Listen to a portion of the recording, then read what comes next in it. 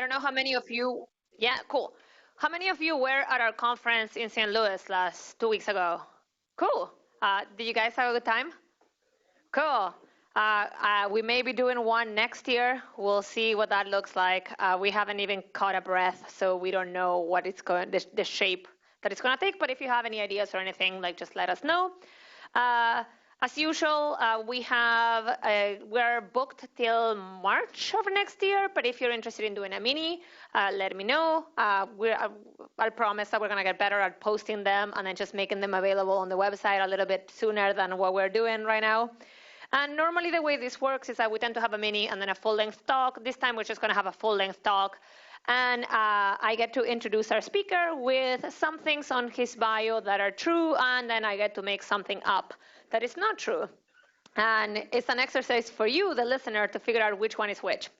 So let's get started. I'm sure many of you know Bryan. Bryan Cantrill is the CTO at Joyent, where he oversees worldwide development of the SmartOS and SmartDataCenter platforms and the Node.js platform. Prior to joining Joyent, Bryan served as a distinguished engineer at Sun Microsystems, where he spent over a decade working on system software from the guts of the kernel to client code on the browser. In particular, he co-designed and implemented DTrace, a facility for dynamic instrumentation of production systems that won all sorts of awards. The Wall Street Journal's Top Technology Innovation Award in 2006, the USENIX Software Tool User Group Award in 2008, and also Bryan received the very prestigious Tallahassee Award to the Best Knitted Sweater for Corgis. Let's give it up for Bryan. Thank you. Excellent. Thank you very much. I really need to update that bio, considering like products have been EOL'd and everything else, instrumentation. Thank you very much for having me. It's great to be at another Papers We Love. I did a Papers We Love. The first Papers We Love I presented at was unfortunately in New York City because I live out here. I live in the Bay Area. I would much rather do it out here. So I'm glad to be out here. And when Inés asked me to do this, I was very excited.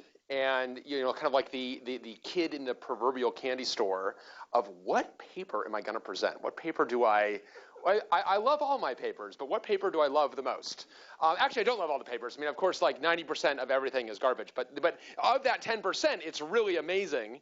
So of that amazing 10%, what would I pick for my paper? And I got to kind of thinking about it, and obviously there's a bunch of old school stuff out there that I really like. But I wanted to pick something that had been written long enough ago that we could reflect on it, but not so long ago that it was purely historical, something that was actually relevant, something that was certainly relevant to me anyway. I didn't have to go looking very far because I was right in the middle of debugging yet another problem which was not due to the Ark, but for which the Ark was on the scene of the crime, because the Ark is on the scene of many, many, many crimes. And through no fault of its own. As I got to thinking about the Ark, which is the adaptive replacement cache, we're going to be talking a lot about tonight, I realized that that all of the bits that I've had to deal with in terms of the Ark and all of the ways in which the Ark has affected my life, the actual design of the Ark is still very sound, and that the fundamentals of the Ark are still very sound, and the paper actually on it is really very good. So I thought, I should really present on the Ark. So that's what we're doing. I'm presenting what I call Ark After Dark, because the sun has gone down here. So after hours at Papers We Love, we're talking Ark After Dark. So we were discussing, and I'm not sure, has anyone read the paper? Have people read the paper? Maybe Once Upon a Time. I don't even know if, Once Upon a Time, I think Papers We Love had this kind of journal club idea, but then the talks were so good, people were like, well, I don't actually have to read the paper. So I actually don't blame you for not reading the paper, and if you haven't read the paper, don't worry. We're going to go through it in some detail. But we're talking about Ark, a self-tuning, low-overhead replacement cache, and this is a paper that appeared in USENIX Fast. This is actually, I think, only the second USENIX Fast. This is a file systems conference. This is in 2003, which to me feels very recent, but you would be forgiven for having been in middle school in 2003, or hopefully you were born in 2003 at this point. But the reality is that 2003 was a while ago now. 2003 was was 14 years ago. So this has actually been out there for quite some time. And the system that the ARC describes, the ARC itself, has been deployed very broadly in production since then in lots and lots of different areas. But nearest and dearest to my heart, it's as part of ZFS. So in Illumos, which is the operating system that the community that we're part of at Joyent, so it's in the very core of SmartOS, but also FreeBSD and others. So going through this, and my kind of belief in general with Papers We Love is I love Papers We Love because I love going through this work, and really it's fun to go over some of this work in some ways even more closely than you would have gone over it at the time, because now that you're looking at it in hindsight. And I really like the papers to speak for themselves. So as much as possible, I'm just going to quote from the paper. We're going to be going through bits of the paper. And the whole idea here is to really provoke discussion, of which hopefully there'll be a lot.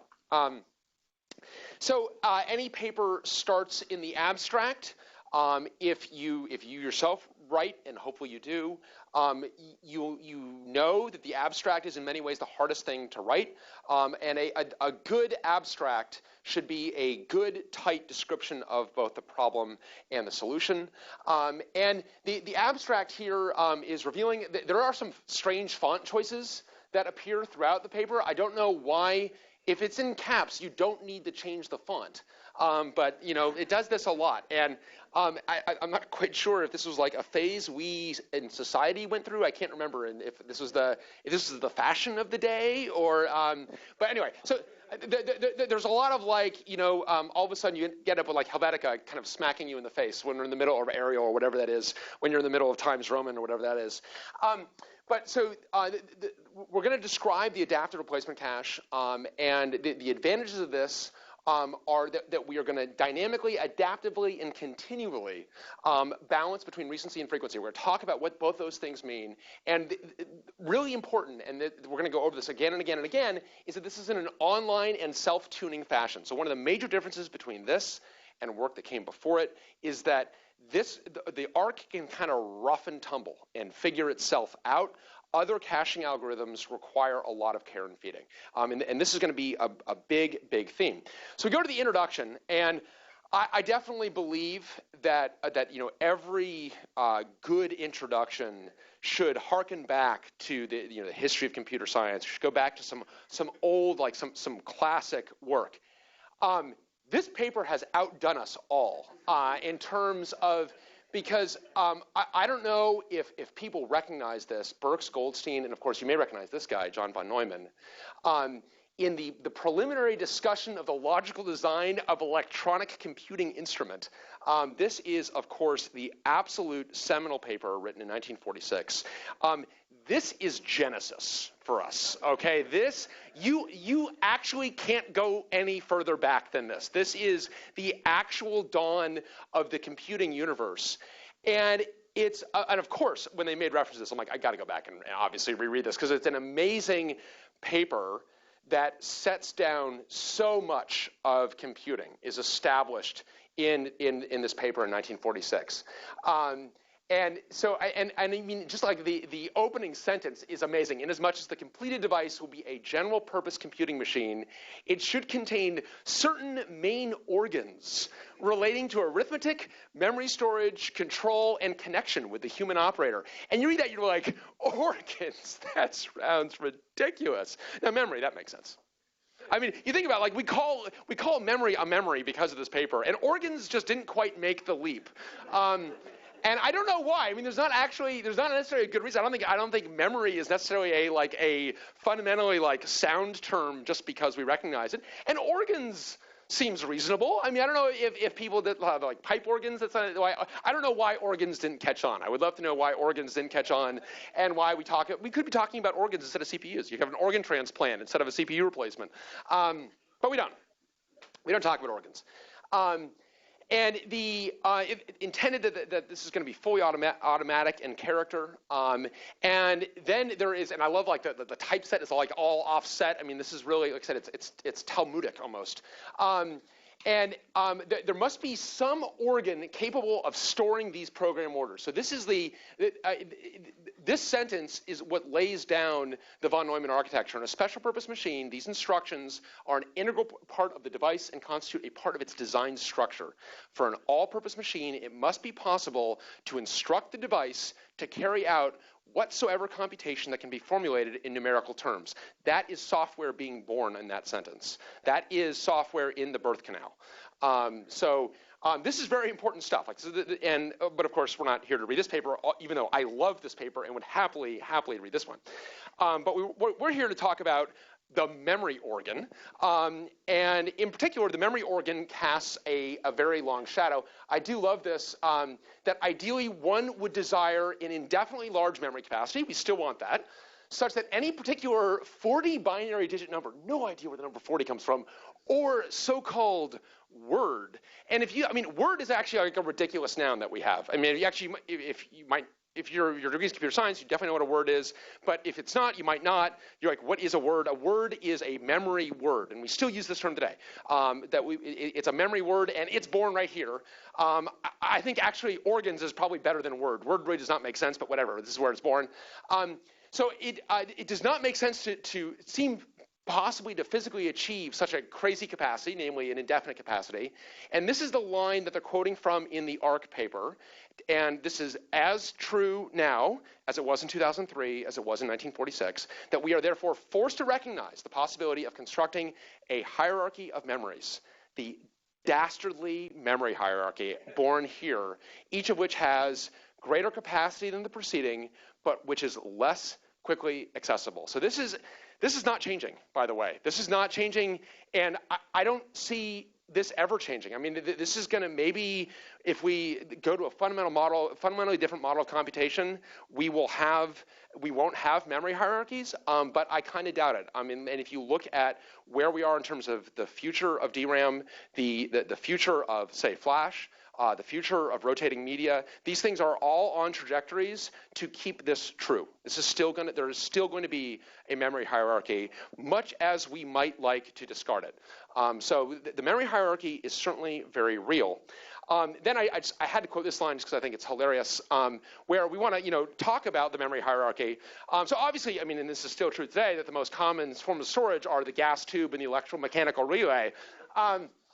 I mean, it is kind of funny that, the flip-flop obviously still exists in SRAM, but the idea that, like, the gas tube, the mercury delay line, which is like, mercury delay line, that does not sound like a safe memory. God only knows how many birth defects were caused by mercury delay lines. And the electromechanical relay, I mean, these are very old media. We have long since ditched these media. And we can see why, because, to achieve a memory of n words, one would, of course, require about 40 times n such elements, exclusive of the switching elements. Hence, about 10 to the 5th flip-flops or analogous elements would be required. Bang! I love the bang. This is like, this can never happen. This is insane. This would, of course, be entirely impractical. And now it's like, I don't even know. I mean, given like your wristwatch has like a gig, I don't even know what small unit would contain. This is only 100,000 memory elements. This is tiny. So even on a microcontroller, even microcontrollers, this have way more DRAM than this. So it's just amazing how much has changed, and yet how much hasn't changed. How much has changed from the perspective of our computational power, but the fundamental model that we have has not changed. The fundamental problems have not changed, and this fundamental problem has not changed, namely that we have a hierarchy of memory. And we've got some stuff that's fast and close and small being now half a terabyte instead of 10 to the 5th. And we got some stuff that's a little bigger or much bigger and a little further and much bigger and further yet. That problem is still with us, and that's the problem that the paper solves. So they phrase the problem very concisely. The problem of cache management is to design a replacement policy that maximizes the hit rate measured over a very long trace subject to the important practical constraints. I love the word practical in a paper. You don't always hear that. It's very nice to hear. I'm a practitioner. I suspect many of you are practitioners. We're not academics. We hear practical in the and like the ears perk up, right? Of minimizing the computational and space overhead involved in implementing the policy. So we're actually we're gonna do something very bold in this paper. We are going to keep in mind the implementation, like God forbid. We are going to actually consider a systems algorithm in terms of how implementable it is, in terms of what the cost is from a computational perspective, from a space perspective, and also from an implementation perspective, which is just terrific, and we don't always hear that. So in terms of, and they elaborate on their main themes, and obviously they're trying to hit the high hit ratio. Another word that or compound word that we don't hear always in academic papers is that word real life. It's like, oh yes, real life. I live in real life. I'm very interested in real life. You've discovered real life. Very good. Go on. Yes, real life. And real life workloads possess a great deal of richness and variation, which is a euphemism for saying that they are a sloppy, unpredictable mess, right? Real life workloads are terrifically sloppy. They are not benchmarks. They are often not even necessarily reproducible, and especially now, right? Especially, I think that this has always been true, but as we have more and more things on our computers, as we are more and more multi-tenant, we are sloppier and sloppier and sloppier in our real-life workloads. So a great deal of richness and variation, to say the least. They do not admit a one-size-fits-all characterization. Boy, is that ever true. They may contain long sequential IOs or moving hotspots. They often, especially this is in a pre-cloud world, this paper's written in a pre-cloud world. In a post-cloud world, they will contain these things at the same time, right? You will have, and we'll get to some data here at the end, on a machine that's got 45 different VMs and containers on it, and all operating at cross purposes. You've got everything doing everything else. So you've got that, some are doing sequential IO, some are moving hotspots. I mean, you can find kind of everything under the sun, and yet you've got, one cache that needs to manage all that. And the frequency and scale of temporal locality may also change with time. They may fluctuate between stable and repeating accesses and access patterns with transient cluster references. So no static, a priori, fixed replacement policy will work well. And I think, actually the sentence goes on, but I like the sentence a little bit shorter. But no, work well, period. But this was the gist of the sentence, certainly. I'm also always, people know Adam Leventhal, a very good friend of mine, known for a long time, or did DTrace with. Adam always gives me an unspeakable amount of grief for using a priori. So I always feel, I feel uplifted when I see a priori written by someone else. So I have to feature the fact that it says a priori. I think Adam would then point out, it's not a priori that's got a problem, it's a posteriori, which he has seen me use before. And I'm like, okay, fine. You may have a point on that one. And God bless these guys. They go through, actually, I think one of the great values of this paper, honestly, is, well, so first of all, they are taking on a very old problem. Obviously, they're taking on a problem that was first phrased in 1946.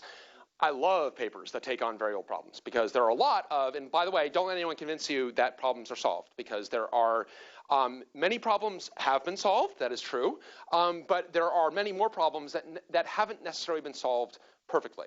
And there's lots of opportunity to improve on solutions potentially radically. So I love papers that take on old problems. Never be afraid to take on a problem that everyone else perceives as solved, because you can do some really interesting things that way.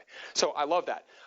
Two, I also love the fact that when you take on something that everyone else thinks is solved or no one thinks is an interesting problem, you almost tautologically have to spend a lot of time on related work. You have to prove that, like, no, I get it. I know about all these other things out here, but I've got an idea over here that I think is novel and interesting and new and important. So this paper, actually, one of its greatest services, actually, is it's a very good summary of related work in this department. It really sums up a lot of related work. So we're going to go through, for a little bit here anyway, we're going to go through a bunch of the related work they review. I love the fact that, serifs or not, I love the fact that they start with the min policy. I've got no idea why it's called min. It's effectively the optimal policy. So an optimal policy is one that replaces the page that has the greatest forward distance, which is another way of saying you're predicting the future. Right? So I'm gonna bring something new into the cache. I need to replace something. Hold on, let me just like take my DeLorean to 88 miles per hour and go into the future. A reference that I know I can drop in mixed generational audiences. You may not know this. Back to the Future is totally millennial safe. I'm working on a book of millennial safe metaphors and analogies, mainly for Xers. So they know that you can't drop a Three's Company reference and expect anything other than blank looks. But you can drop a Back to the Future reference, and indeed I just did. We are going to go into the future, and we are going to determine which page, which thing in the cache do we need the furthest away from now, and that's the thing we're going to replace. And of course, this does require the DeLorean, which of course we don't have. But this is the optimal policy, and I think it's always useful to look at optimal policies because it's something you can compare yourself against. You're not going to do better than that. And one of the important things about this problem is you're never going to really succeed. My son play baseball. He's a pitcher. One of the things I appreciate as a parent watching your kid pitch is pitching is the act of not failing, not actually succeeding. The absence of failure is success when you are a pitcher. The absence of failure is success when you're a caching algorithm. The only reason we need a caching algorithm is because our resident set is actually larger than the memory that we're in. So we're going to miss. Like if we're not going to miss, we don't need anybody.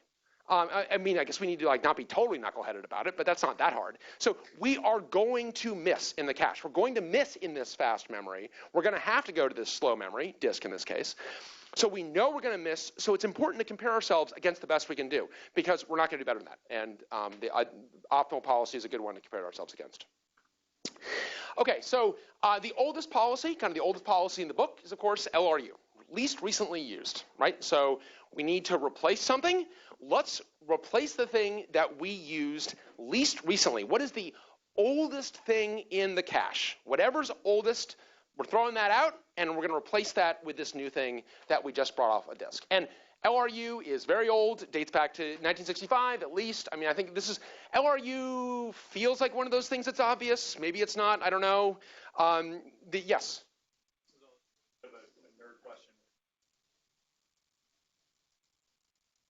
I didn't have any mention of that in the paper.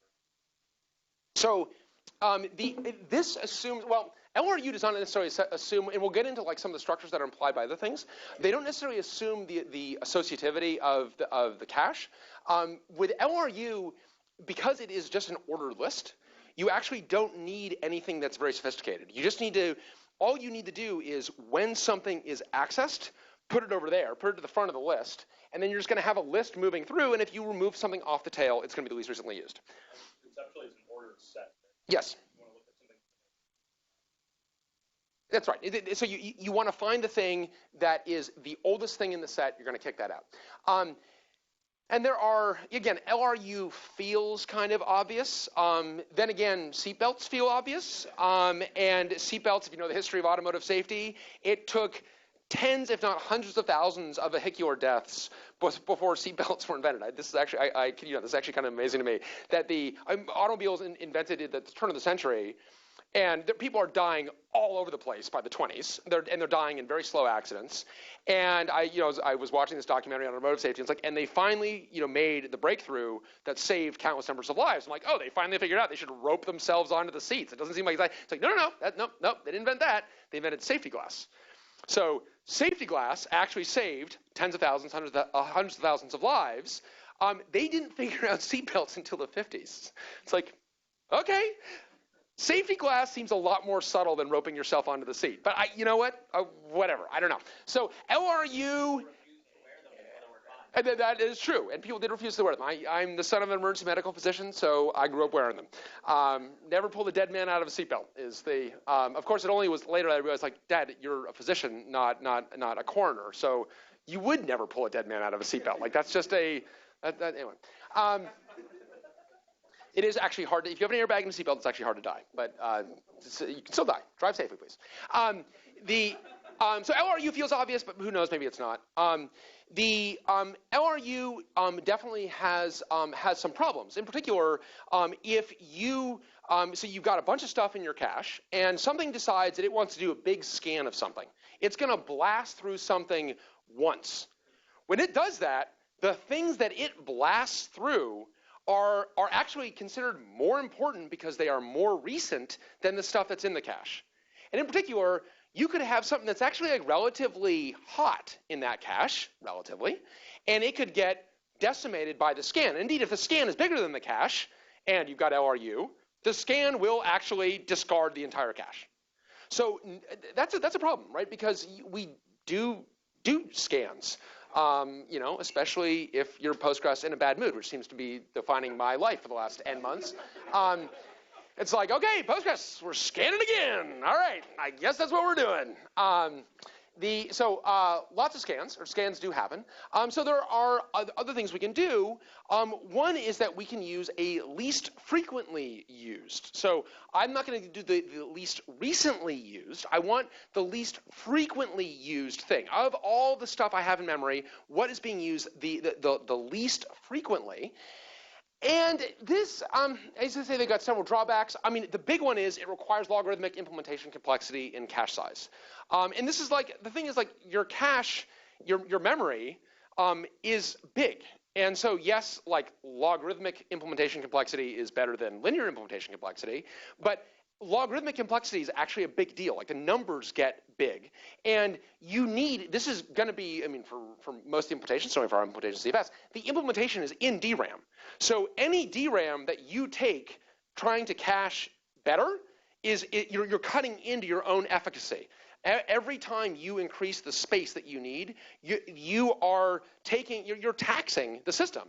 And you're saying that this can't be used for cache because I'm going to use it to maintain my data structures. So this can be pretty serious. And as they note, it doesn't actually adapt well to changing access patterns because now we've got the opposite problem. The LRU, the problem was we weren't scan resistant. A scan could go through and blast this. Now, if we're going to do a least frequently used model, we are going to over reward frequency. And if someone comes up and just blasts a page, maybe because they're moronic, by the way. I mean, this is another thing that's actually important, especially for us in the Arc, when one of the challenges we have in the Arc and ZFS is that you've got a database, for example, or anything that takes DRAM seriously, it will have often its own cache. So you're only getting Arc accesses for its misses. And so if you were to have two different implementations, one that was caching at a higher level effectively and one that wasn't, and it was jamming on the Arc or jamming on the cache, you would reward that frequency and you'd say, I'm never going to get rid of this thing. This thing is so important, I'm never going to get rid of it, even if the thing using that goes away or doesn't use it ever again. So the problem is not that, because you don't want to get rid of it while they're using it, moronic or not, but if they stop using it, you do want to get rid of it. It's like, okay, you haven't used this thing in a while, I want to get rid of this. And a pure LFU won't do that. So that's the kind of the problem with LFU. And so I was like, all right, so how can we, and this is actually the problem that Arc solves as well. It's like, how can we like dork with these things to try to kind of combine these approaches to get something that works for everything? So one is LRU2. This is like the classic. I feel like this is kind of the classic thing of like, well, what if we add another one? So LRU2 tracks the two most recent references, not the most recent reference, and then you key on the penultimate reference. And so that's fine. It works well, or it seems to work well enough. But it's got some practical limitations. It needs to maintain a priority queue, so it requires logarithmic implementation complexity. So you've got that logarithmic. And this is something that kind of comes up again and again and again.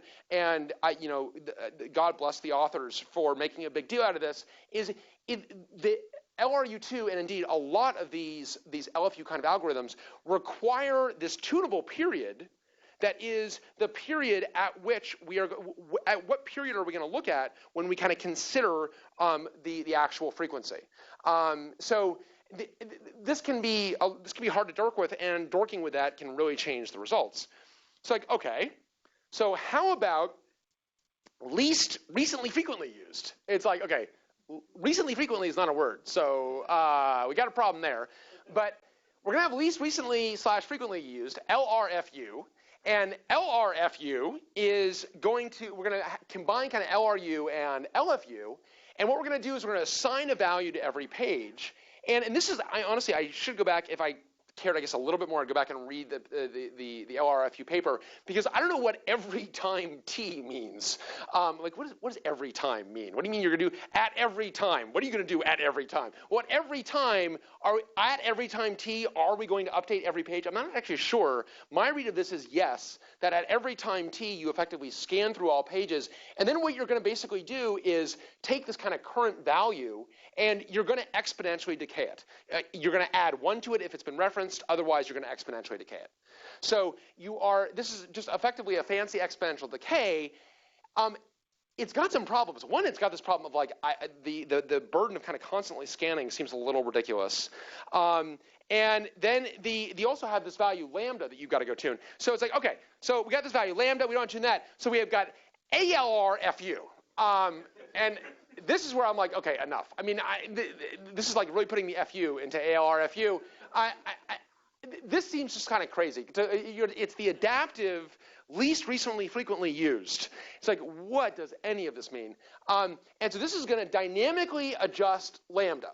And so we are going to dynamically adjust this lambda value. So we're going to dynamically adjust how quickly we decay, which I guess is not totally crazy, but you do get some serious implementation complexity here.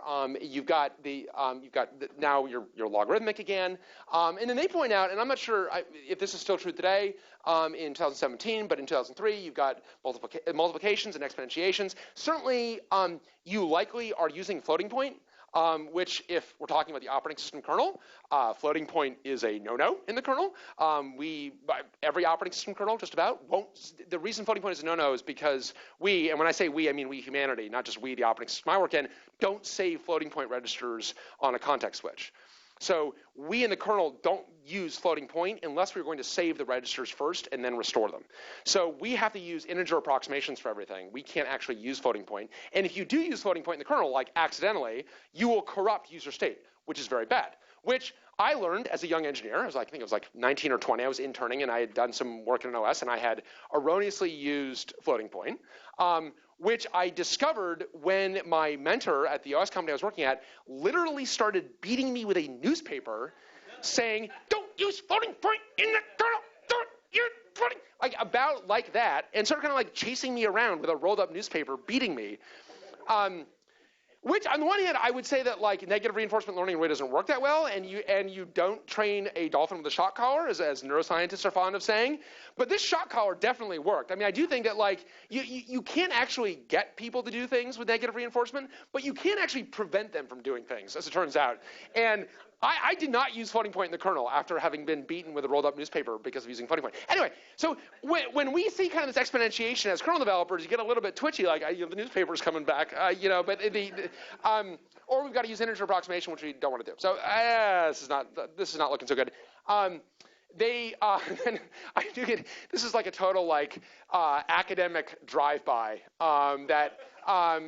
this is like academic gangland slang, or at least like firing shots in the air. It can be seen that for small values of lambda, LRFU can be as much as 50 times slower than LRU and ARC. And I'm sure whoever wrote the LRFU paper is like, oh, you're picking one data point. I'm sure that they are taking one data point that's the most extreme example, and then they're extrapolating and so on. Yes?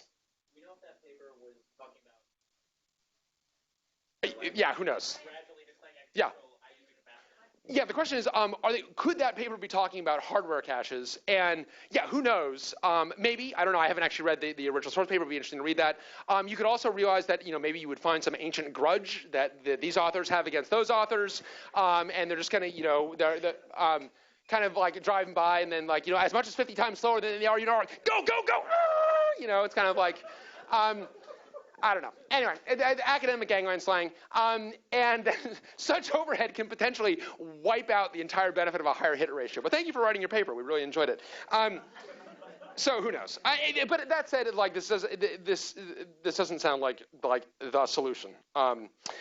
So then there's MQ, and MQ is interesting. I mean, the idea of MQ, I guess the M is for multiple Qs, is you've got MQs, typically a value of 8. You've got you're going to have 8 different Qs, and you're going to assign an expiration time every time something is accessed.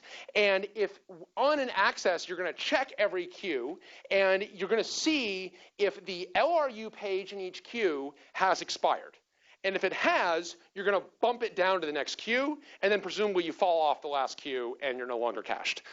Which sounds good, I guess.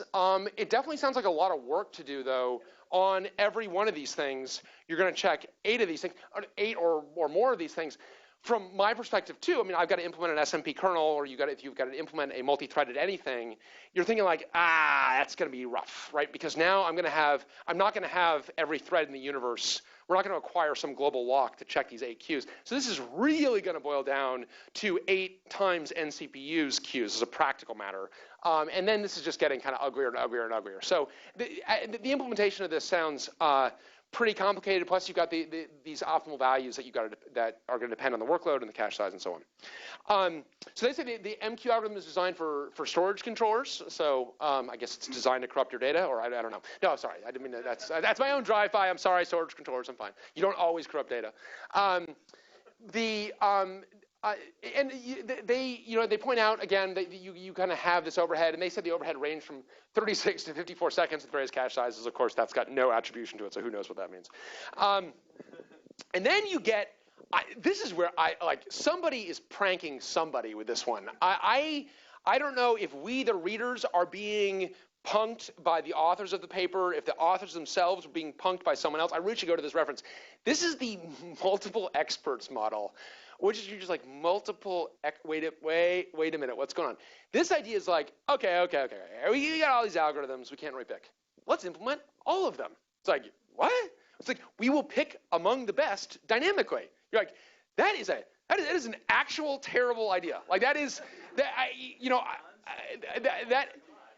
they rather than develop a new cache policy, let's just implement them all. It's like, okay, you are clearly not in charge of implementing these, let alone like supporting this thing. Like you're definitely not in charge of debugging it 5 years from now when it breaks because one of the 6 caching algorithms doesn't work properly. It's like, wow, no thank you, definitely no thank you. Do not want multiple experts, and I do feel that like sometimes you get multiple experts in the room and you realize that everybody disagrees with everybody else. No thank you, I do not want multiple experts. It's like recently someone else applied the above ideas to distributed caching. It's like, okay, can I know which systems you have developed so I can not use them, please? I do not want, I think in terms of algorithms, it's really important to pick one of them. Yes?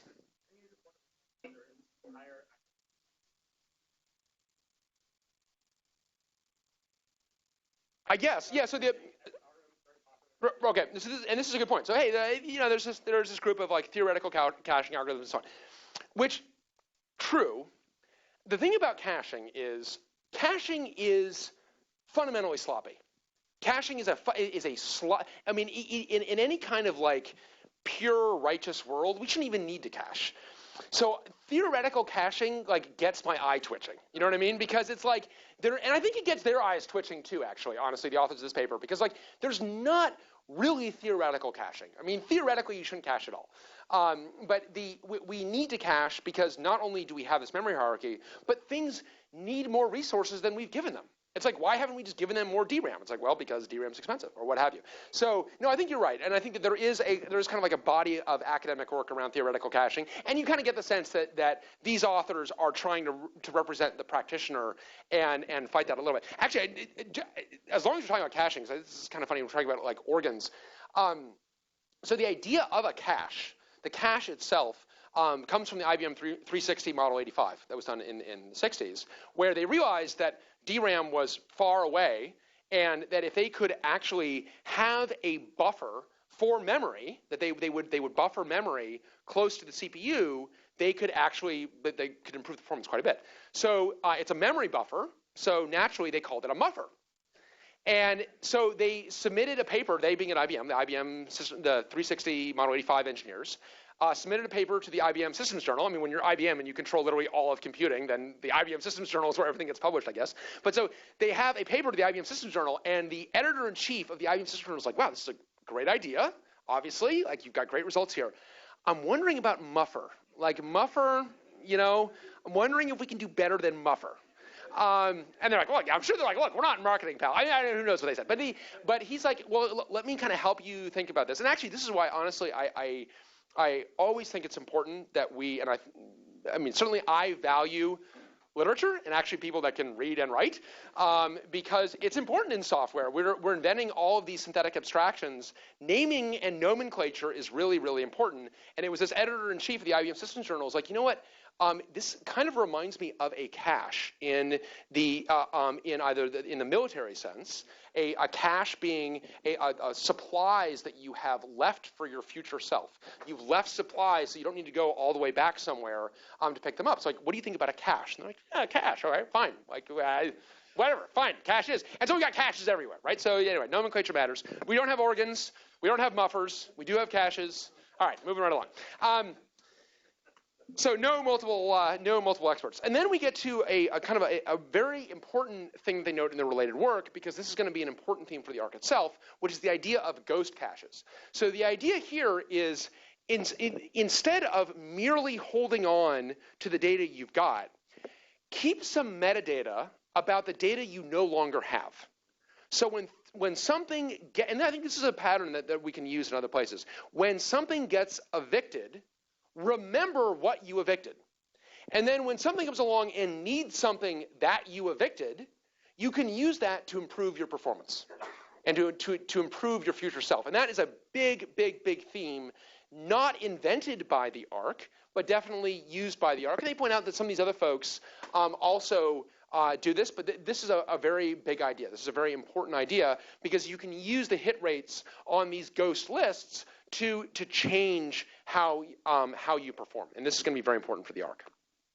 Okay, so then we get to the generic cache replacement policy section of the paper. This is where the paper kind of slides into the ditch temporarily here. I think this is a great paper. I really do. This section of the paper is just like, what's the story with this one? Like, did someone accidentally cut and paste it from another paper, or what's going on? It feels out of place. It's not kind of well contextualized. And then they've got this, I really think this kind of like terrible diagram, because you've got these two things, and like it's actually important what it is. You've got MRU and LRU, of which MRU on the bottom is at the top, and MRU at the top is at the bottom. And this thing, by the way, is going to be, this is the top and this is the bottom. But on the top one, the bottom is actually the top, and the top is the bottom. And you're like, okay, are we sure that this makes sense? And I mean, what they're explaining actually does make sense. It's just the visualization of it is really terrible. And I think what they've tried to do is they try to set up some, I think, deeper theoretical underpinning than they actually truly need, honestly, where they're coming up with kind of generic policies of, pi sub c is a subset of a generic policy cap pi of c. I think that this is, we're going to kind of skip over this section, even though it's relatively short, just because I think it cuts from the actual description of the algorithm, which is much more important. So, okay, so we've got kind of the prior work. We've got the tops and the bottoms all mixed up. So let's talk about kind of the first kind of step towards the adaptive replacement cache, and that is the fixed replacement cache. So a fixed replacement cache is going to have a tunable p. And P is going to be greater than 0 but less than C. C is going to be the size of the cache. And this tunable is going to tell us where our behavior changes. Like this, for brevity, let us write T sub 1, comma P equals T sub 1 F. Okay, yeah, for brevity, that's all right. For brevity, fine. Let's do that for brevity. The first author on this is a mathematician by training, so fine. All right. And so what we're going to do is the fixed replacement cache is going to try to keep exactly P pages in the list T sub 1.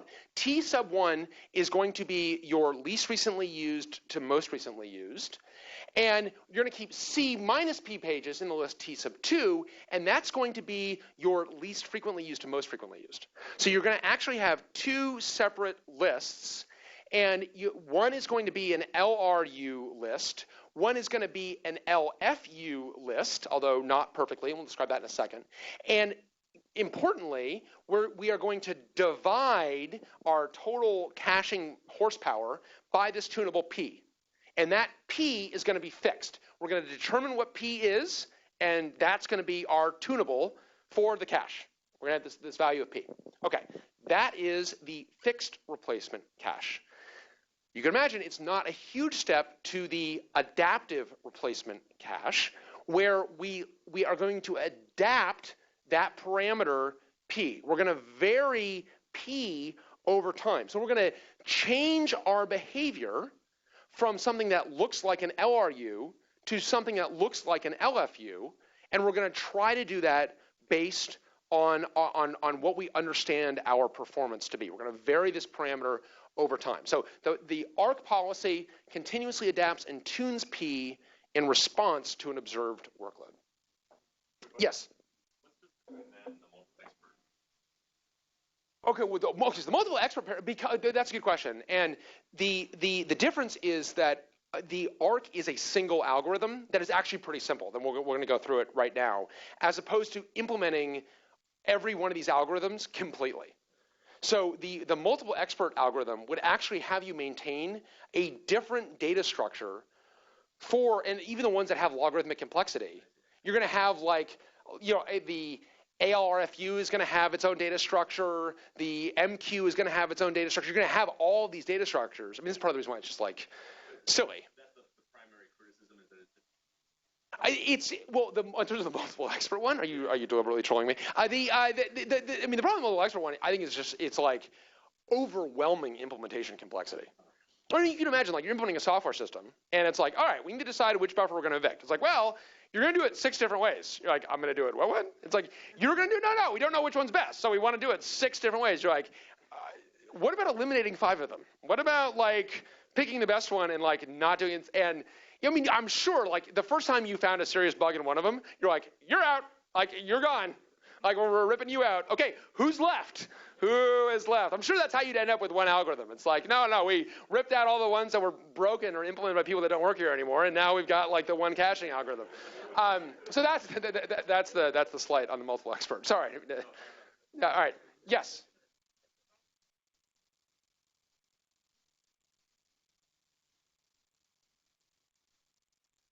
Sure. Yeah. We talk about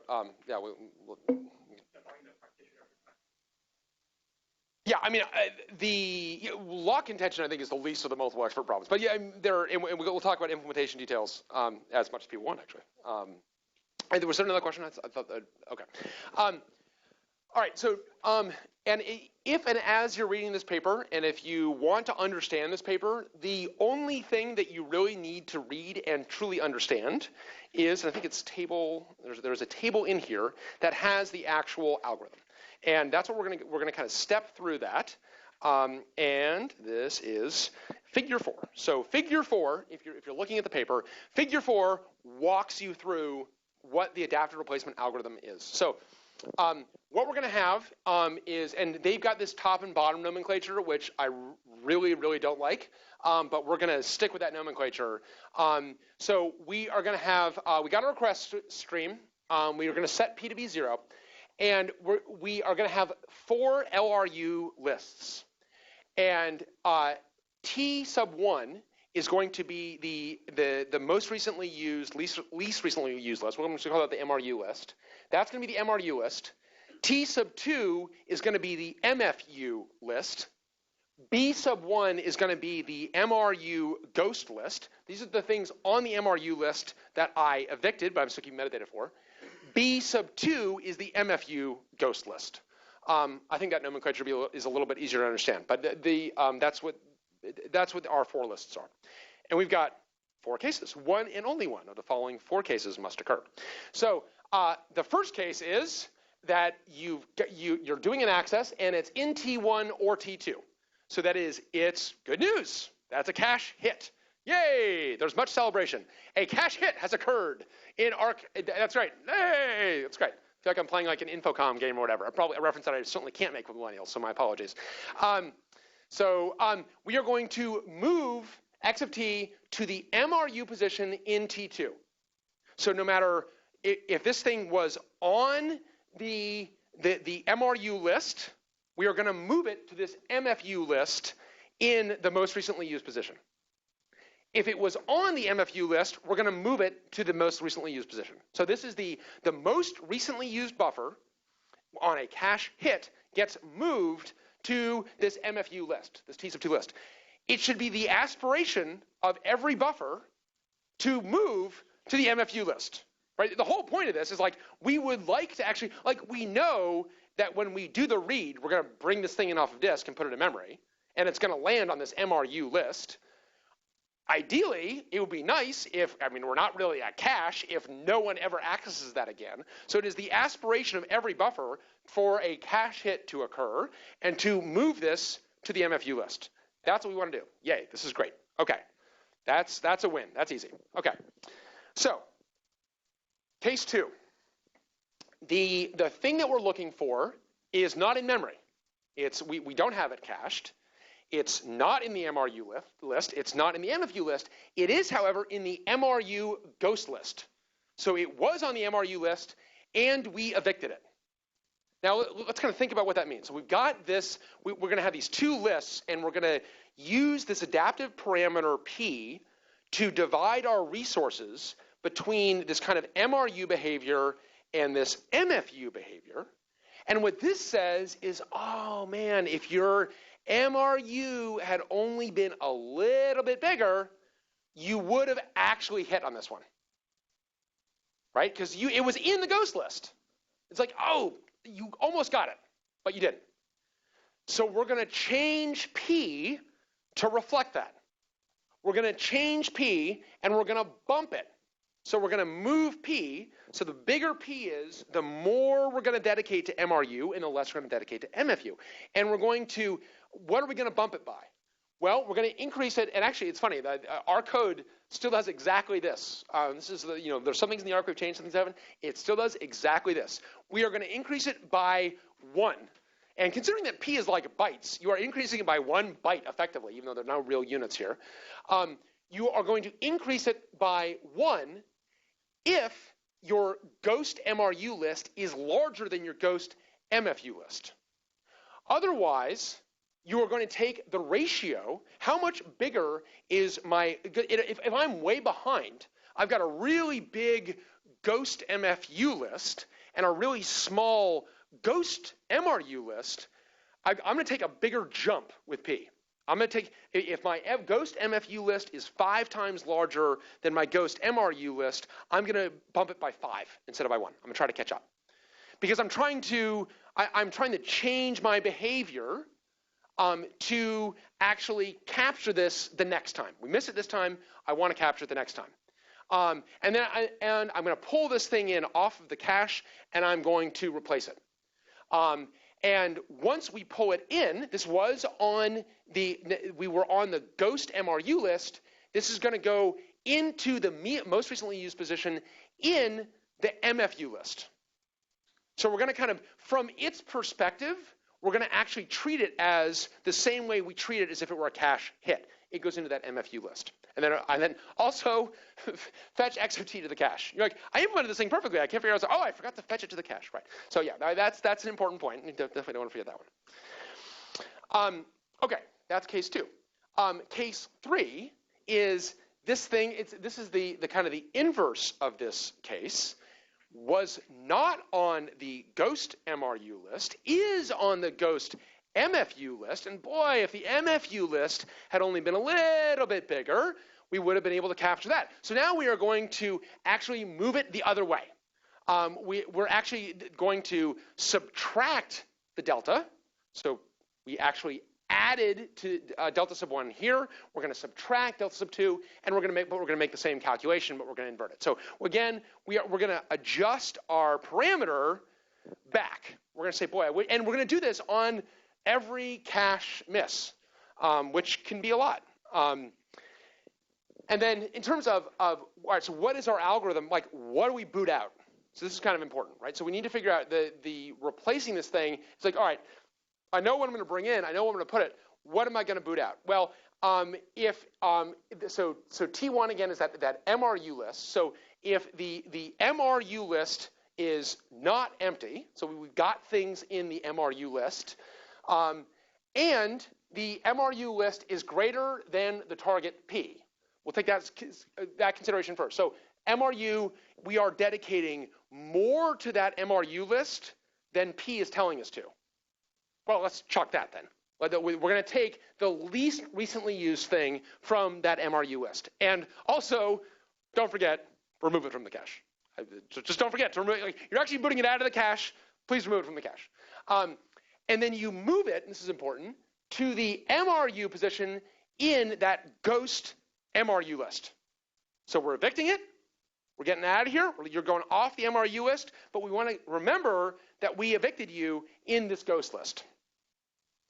So we're going to do it if the target exceeds P, or if this thing is in the ghost MFU list, and your MRU list is at P. Either way, you're going to pull it out of the MRU list. Otherwise, you're going to actually delete the LRU page out of the MFU list. Again, remove it from the cache, and remove it, and we're going to move it to the MRU position of the MFU ghost list. All right, so we're just trying to figure, we're using the parameter to figure out, all right, who's going to go, and we're going to use that the parameter to kind of adjust our behavior, so we actually are going to change our behavior over time. And then finally, we have the actual case where it's not anywhere. So we don't have it in cache.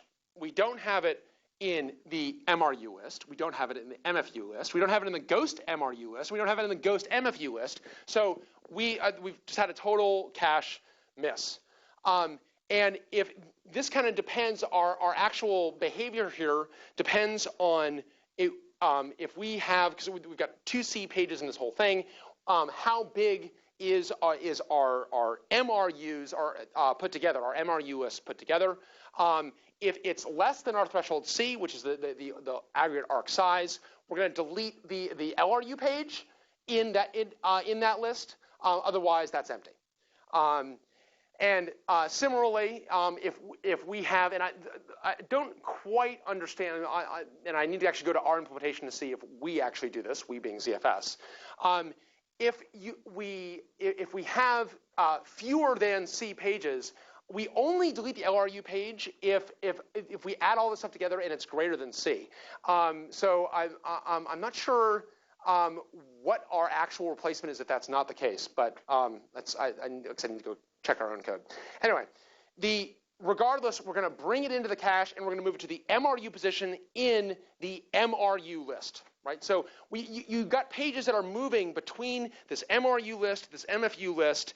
They're moving between in memory and being booted out and remembering what they were, and then we're maintaining these lists over time, and we're dividing our resources based on the value of this adaptive parameter P. All right, so that's the arc. I mean, that's basically it. There's not a whole lot more to the algorithm than that. And how does it perform? Well, it actually performs really, really well. I mean, this is the great thing about the arc. And of course, I mean, yes, they're showing their own data and so on. So you have to kind of treat this with a grain of salt. But the numbers here are actually really quite good. So this is looking at an OLTP workload. This is online transaction processing. Those of you who this is like old school database workload. So I was at Sun back in the day. Greg Papadopoulos, CTO of Sun, was fond of saying that the 3 most important commercial workloads to Sun were databases, databases, and databases. So databases were, of course, we were invaded by a database company, so I guess that's how that ended. And actually, it was funny. This is actually, I was talking to a younger colleague of mine, and we were talking about some of the things that we had done to accommodate databases. And basically, there is nothing we wouldn't do to accommodate databases. There was no sense of principle or self-worth when it came to accommodating database. You do whatever the database needs. So we did horrific things. They're still in the operating system. We did horrific things to accommodate the databases to make them perform well. And he's like, oh, so like, just for Oracle. I'm like, well, not just Oracle, but also Sybase and Informix, obviously. He's like, what, and what? I'm like, Sybase and Informix? He's like, opaque tokens means nothing to me. I'm like, Sybase and, okay. Wow, okay, that's like, okay, I like Chrysler, yes. Ford and Toyota, never heard of them. I'm like, wow, poor Sybase and Informix. Pour one out for old Sybase and Informix. It didn't used to be only Oracle in the enterprise database space. There actually used to be these other databases, Sybase and Informix. Anyway, so OLTP is like the classic grinding database workload. It's a good workload. I mean, it depends on how you're doing it, TPC workload or what have you. A good sloppy systems workload.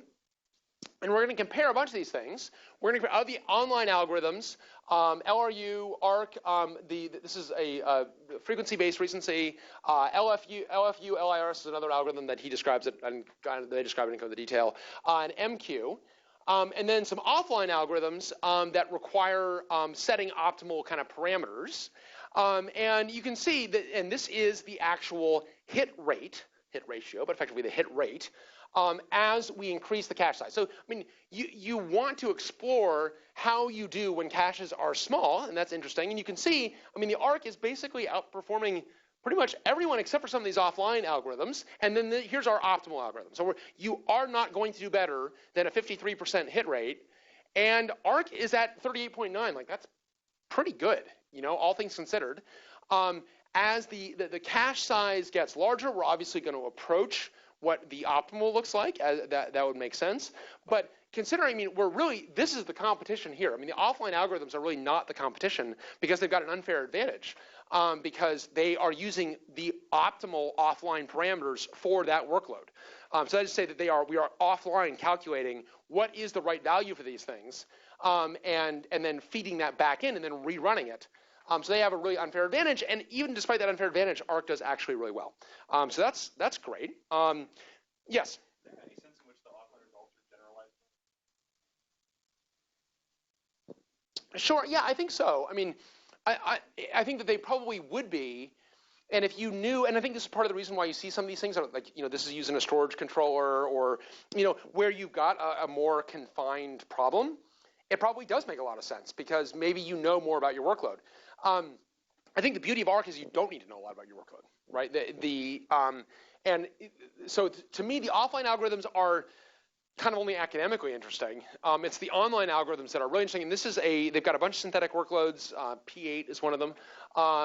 And this, we don't have the optimal for comparison. But you can see that ARC is definitely beating the pants off of everyone from an online perspective. And actually doing pretty well for offline. Actually, like at some of these smaller cache sizes, they're actually beating almost all of the offline algorithms as well. So that's really impressive. And as a practitioner, I mean, you're definitely perking up at this. Like I can implement an algorithm that I can totally reason about, that's not going to break my brain, that's not going to have a whole bunch of or it's going to be magical in the way that it works, but it's going to actually work pretty well on these sloppy workloads. I mean, that's really exciting. Another working set, and you see the workload, and you see, again, similar kind of things. And again, outdoing a bunch of these offline algorithms or doing as well as the offline algorithms. So this is really good stuff, and then just like decimating the other online algorithms, which is good. So one thing they did, which I thought was interesting, is that they just compared, probably because this made things look the best, I guess. They compared themselves to LRU. It's like, look, the most common thing is LRU. Let's compare LRU versus ARC, and let's vary the cache size, just kind of visualize what it looks like. One thing I don't understand is they made these log scales, even though a linear scale would have made them look way better. I don't know. It's like, I don't know if there's like, can you keep it a little fair? You know, I don't know. Can you not beat up on your younger brother that much? I mean, beat up on him, but, you know, needless to say, I got two boys, and a girl. But there's a lot of physical violence in my household. There's a lot of this. There's a lot of counseling about like the appropriate level of physical violence, which is not necessarily none, by the way, because it's like, yes, I agree. Like you definitely need to do something there, but just trying to put him in the hospital, please. Honestly, the most violent of my children is my 5-year-old daughter. She's gonna be the one I'm gonna be apologizing to humanity for. So I'm just gonna get ahead of that. I'm sorry in advance. We are actually trying to. It's like my wife and I are like, this is kind of like a pet shark. It was like cute when it was really small, but now it's like kind of like turning into something that's actually like dangerous, especially with her brothers. I mean, only seems to be with her brothers. Anyway, that's either. It's got nothing to do with the ARC, obviously. So this is an interesting result where they compared themselves. So we're going to look at ARC versus the fixed replacement cache. So I mean, ARC is obviously an adaptive variant of that fixed replacement cache. So let's go through and we'll do a run, and then we will determine the optimal value for parameter P. And we'll rerun that with the fixed replacement cache. And so how do we do against our optimal P? So we already know ARC has already decided that it has decimated all these other algorithms. So let's compare ARC to kind of its optimal self. And you see it does really extraordinarily well. I mean, remember, this is an offline algorithm. We are determining an optimal value for P. It's this value for this workload, that value for this workload. And by adaptively choosing P, we are actually doing as well, or in some cases, better than the optimal version. And actually, quite a few of these, we're actually doing better. What? So what that means is that optimal isn't really optimal. That actually being fixed is, because this is not the true optimal. You can't do better than the actual optimal algorithm. But what it means is that we are calculating the optimal P for this whole workload. Fixed, right. The best fixed value. And what it means is like fixing the value is itself suboptimal. That the workload has enough changing texture to it, and these are like synthetic workloads, let alone a real workload, right? Like an actual real workload. There's enough texture to the synthetic workload that it would be interesting. I mean, I'm sure they don't have the time and energy, but it would be interesting to know, kind of subdivide the workload. How many times would you have to like optimally calculate P through there? Because you could obviously do that as well. But I think they just wanted to see how good is the adaptation versus actually optimally fixing it, optimally given that it's still fixed. And so I thought this is an interesting paragraph. We now present the most surprising and intriguing of our results. And it's so intriguing that they've got to go all italics for the sentence, which I definitely admire, except for ARC, of course, which is still going to be in Helvetica. It can be seen that ARC, which tunes itself, performs as well as, and sometimes even better than the policy FRC, the fixed voice cache, with the best fixed offline selection of the parameter P. This result holds for all the traces. In this sense, and this is, you can just like feel like the shirt being ripped off. In this sense, ARC is empirically universal. I mean, it just feels like so godlike. I mean, I am a god among the rest of you mortals. I've created something that is empirically universal. Empirically is one of those words that like sounds better than it actually is. Because empirically just sounds like the emperor has made it so or something. It's got like this kind of like divine fiat kind of implication to it. When it actually just means to like seems to be, right? It's like that's actually what it means. It's like seems to be, and then universal. We'll get to universal in a bit, but like seems to be pretty good is what they're actually saying here. Based on what we have seen so far in practice, it seems to be pretty decent. But it's much more satisfying to say that it's empirically universal. That's great. So we are empirically universal. That's awesome. Something you can tell your kids, although, as my kids would say, Dad, no one cares. So this is actually my favorite graph in the paper. This is where they looked at P over time. So that they took apart one of these workloads. You get the sense, if not from the words from the italics, that they themselves were surprised about how well this thing performed. And I actually think what's going on here, by the way, is they are surprised by something that I, as a practitioner, am not surprised by, and you may not be surprised by, and that is these workloads are really sloppy. Even the synthetic ones move around a lot. That these workloads are designed to actually test systems, and we do actually try to, even on the benchmarks, even on the synthetic workloads, we are trying to generate sloppy systems workloads that move around, that are going to have different behavior over time. So they're just like shocked by this. I'm less shocked, although it's still pretty interesting. I love this data. I do think is really interesting, where they just graph P over virtual time, and I think that you get the sense that they themselves were pretty stunned to see the value of P move around as much and as quickly as it did. Now, I would actually say that my guess is, I'm just guessing, but I am surprised by the huge swing here. That to me says that this synthetic benchmark, this synthetic workload, is actually a concatenation of a couple of different synthetic workloads. And this synthetic workload all of a sudden totally changed complexion into something that was ridiculous in one way became ridiculous in the other way. But this thing adapted pretty quickly. Yes?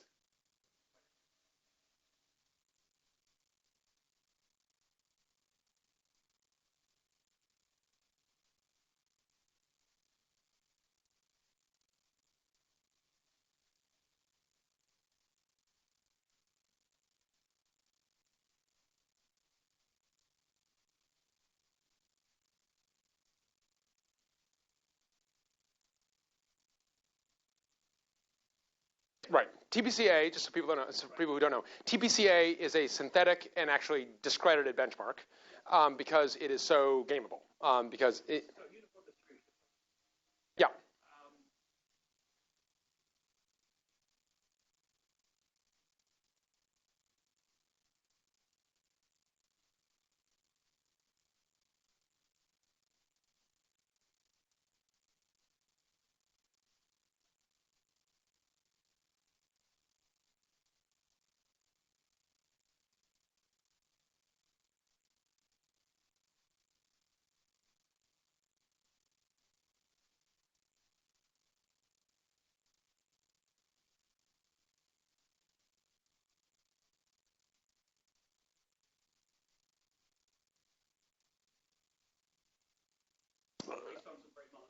Oh, sure. Yeah. I mean, LRU's got.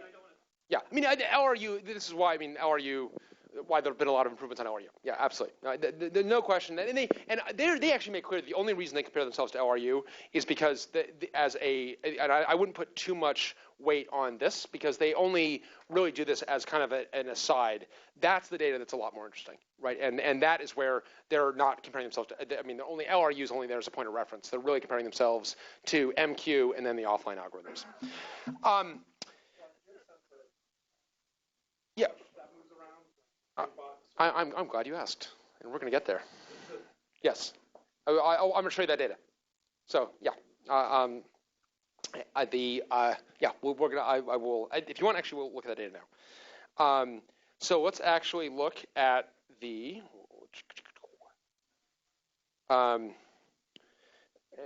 Yes. So I am of the GNU plot tribe.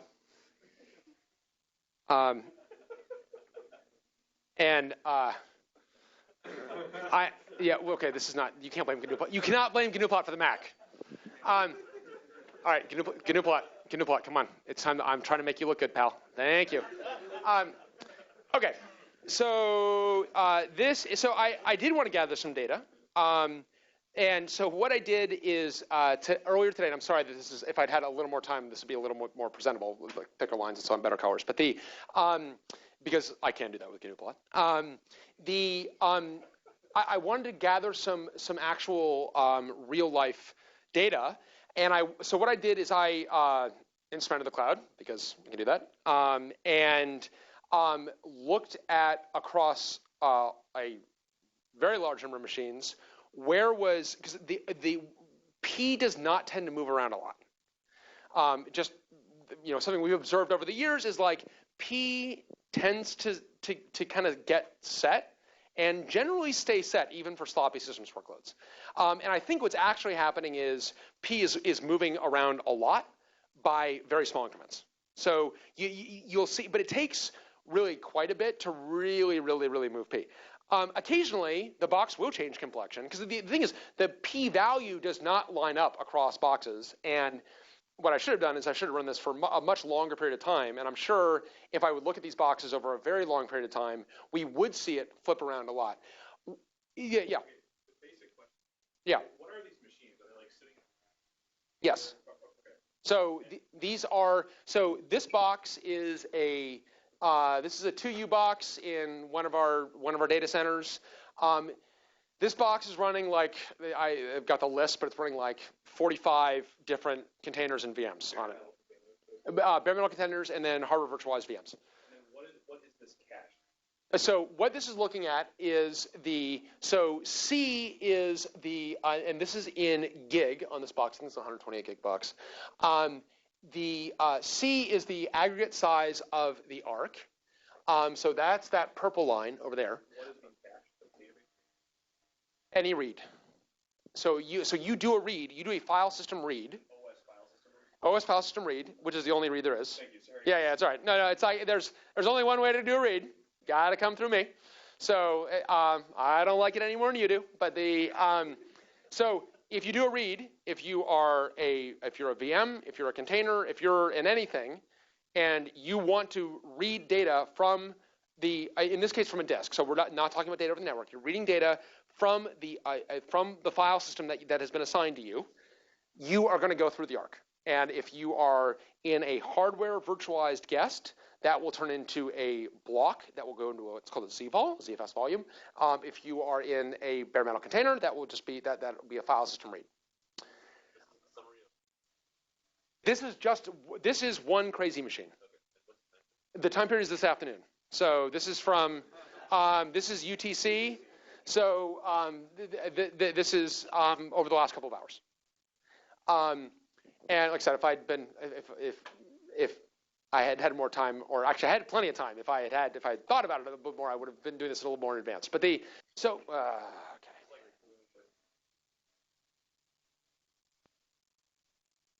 No.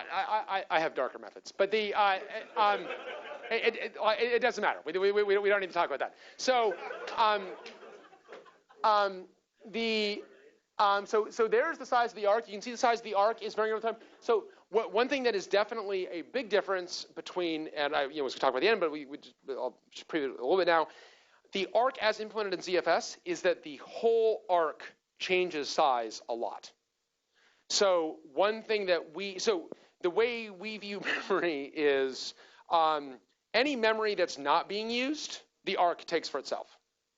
So we use any memory in a box that is not explicitly being used by a guest, by either a guest container or a guest VM, we use for arc. And then, so we have to be able to vary the arc over time. And because if a new guest is provisioned that wants a bunch of memory, the arc has to get smaller. And if that guest is deprovisioned, then the arc will get larger. So the arc will vary over time as people need memory. So we can see the arc even, and this is not varying a huge amount. Again, this is gigs over here. So this is meg. So this is like 40 gigs, 50 gigs, not varying a huge amount, but it is varying. Then we have P, and P is the green line here. And so P, we want P to be the size of the MRU list. And you can actually see that the MRU size is here. So for a long period of time, the MRU size is actually not where we want it to be based on P.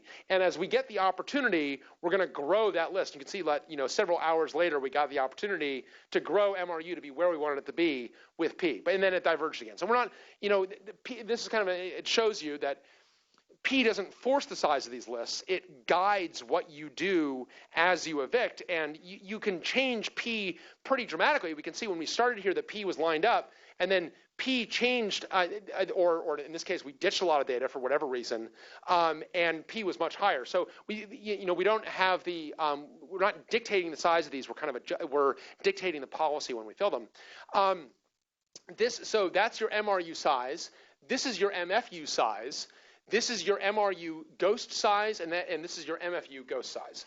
You can see there's actually quite a bit of change here, and then it's hard to see, and sorry, I should have made this a little bit larger, but if you see this kind of smear of red dots here, and with some red dots up there, that is your arc hit rate over time.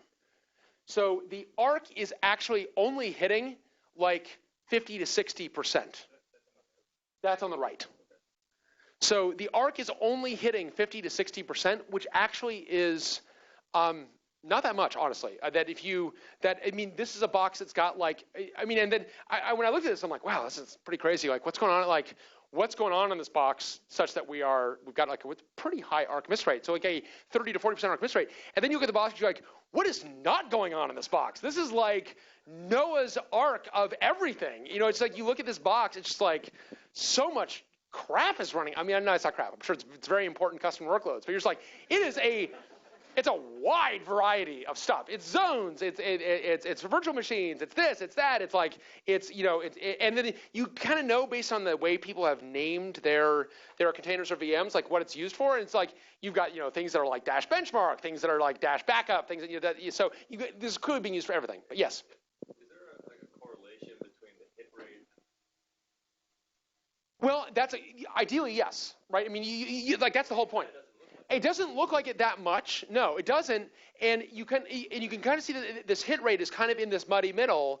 And I mean, I think this is one of the things about the arc is it is really hard, especially on. And again, I took like the most pathological example I could find. I took the example where there was like a lot going on. it is really hard to know if this is optimal or not. It's really hard to know if it's optimal or not, because we don't. I mean, in fact, if we wanted to actually, well, maybe that delta isn't as important. Like, it could be, and you know, the delta may not be as large, and you also have got misses down here, by the way. So you got some down here, a bunch kind of in here. There's kind of a cloud here, and then you get a bunch of very high hit rates. And yeah, it's very hard to know. You know, and this is one of the challenges of the ARC is when you look at the ARC's behavior, you're like, I don't know. It seems to be okay. I mean, it's like we are definitely doing more than there is DRAM in the box, and these are all effectively IOs that we're doing. So you can view. It's really hard to know how much the miss rate correlates. That's a great question. I think that is the question. Yeah. So in terms of the ARC doesn't really have a notion. The ARC itself doesn't really have a notion. So you can have one tenant that can do as much to the ARC as they can get CPU to do. The tenant doesn't really control the ARC. The ARC is kind of like good news in that, like, wow, that I/O is really fast, or wow, that I/O is a lot slower, and that's just going to depend if you hit in the ARC or not. The ARC is, I mean, it is just a cache, so it is used by all tenants effectively.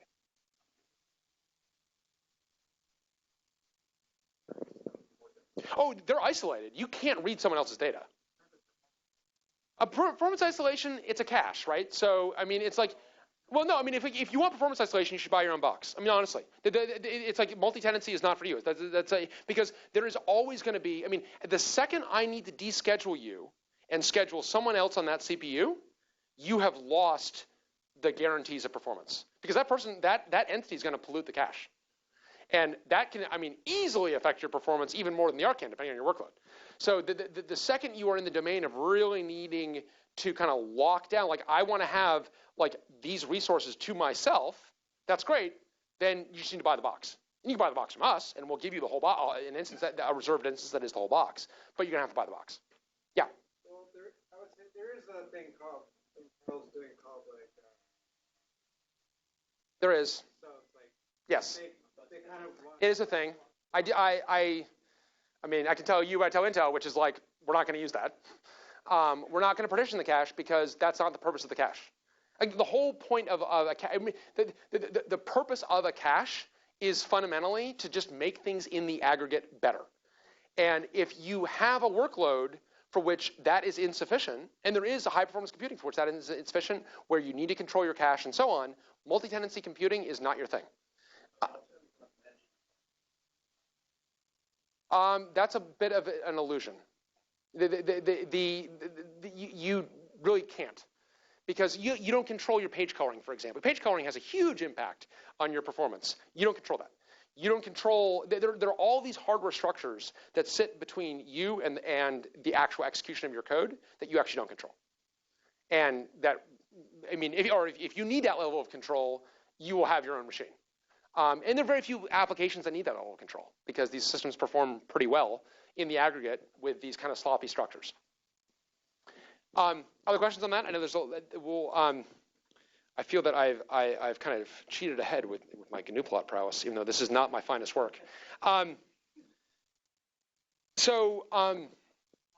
Yes. Oh, in terms of that box, yeah. To call that a workload that's not a workload. That's a circus that's like spilled out onto the street. I mean, that is not a. So like, you could characterize workloads by this and say, I'm going to put all my frequently.